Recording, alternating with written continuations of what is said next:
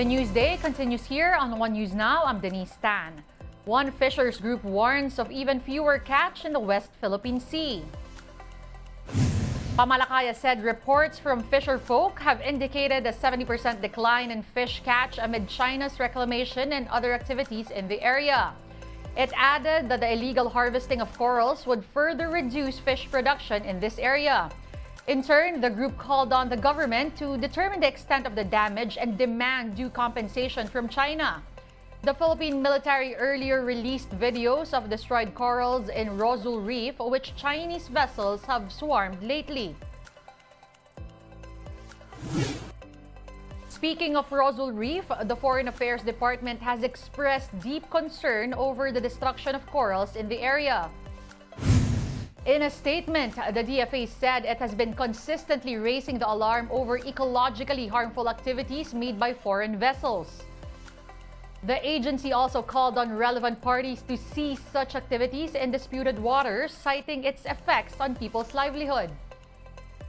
Aside from Rozul Reef, an extensive damage has been seen on the seabed of Escoda Shoal as captured by the Westcom's underwater camera.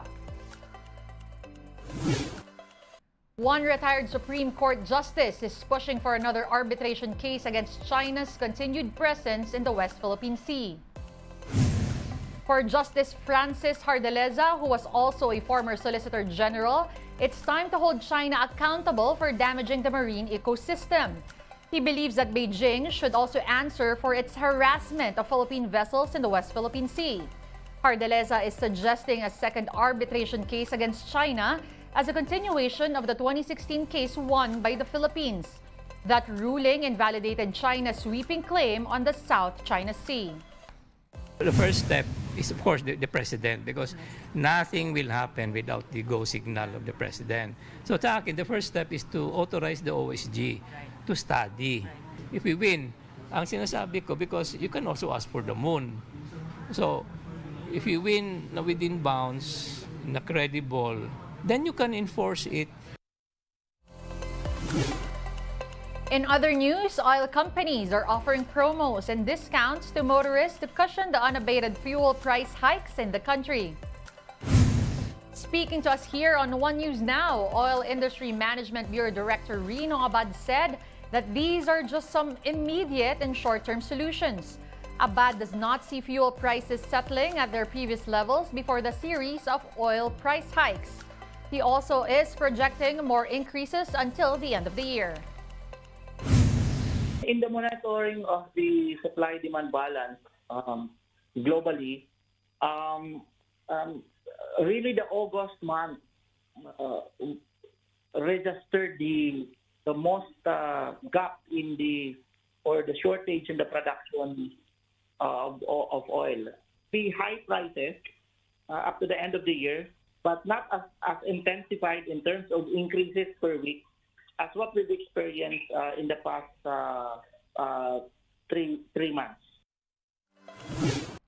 More stories coming your way after a quick break. Stay with us.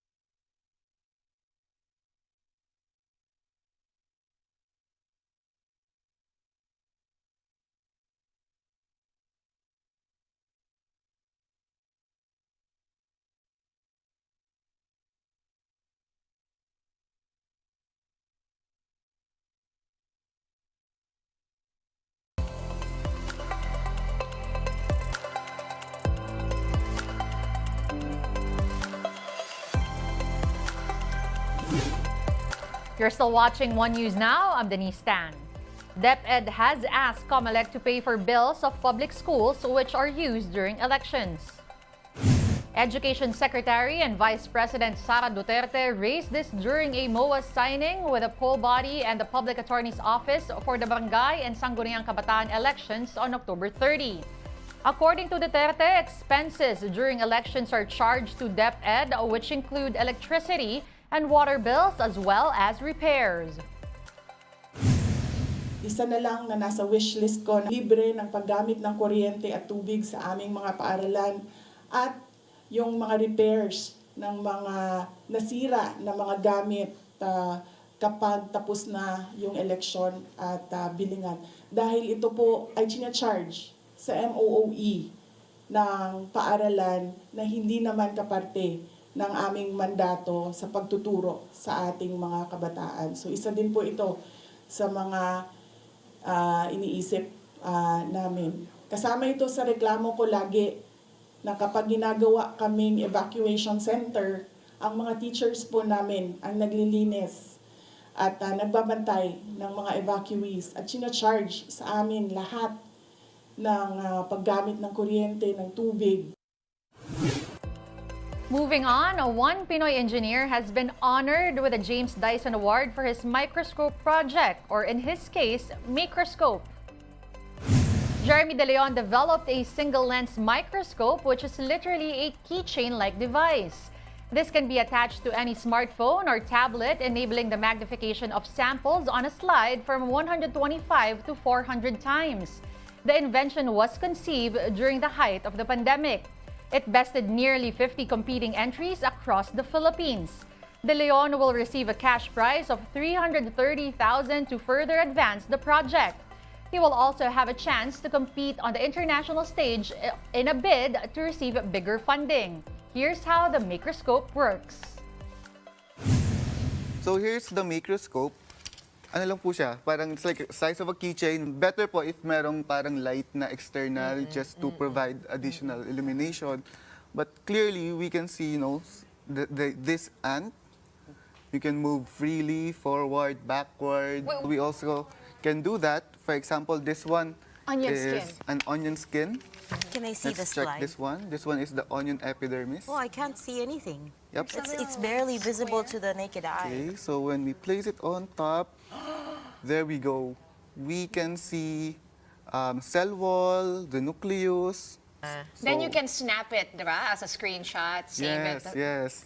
Take pictures, That's videos. amazing. Yung mismong lens natin would be for 125 times, and then for our camera, pwede mo siya kasing i-zoom in so it can view much closer, up to 400 times.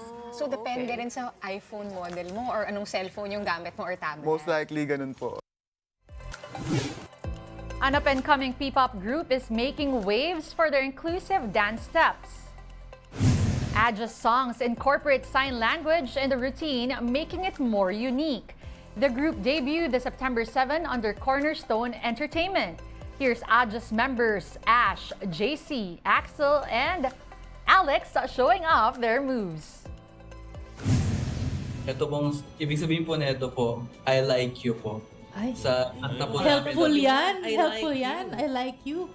I like you. Tapos po sa ano naman po namin, sa isa po naming song, sa Copy Cake po is this po. Ibig sabihin po niya is sweet. One News Now will be back at 6 p.m. with the day's latest stories. See you then. I'm Denise Tan. We are One News.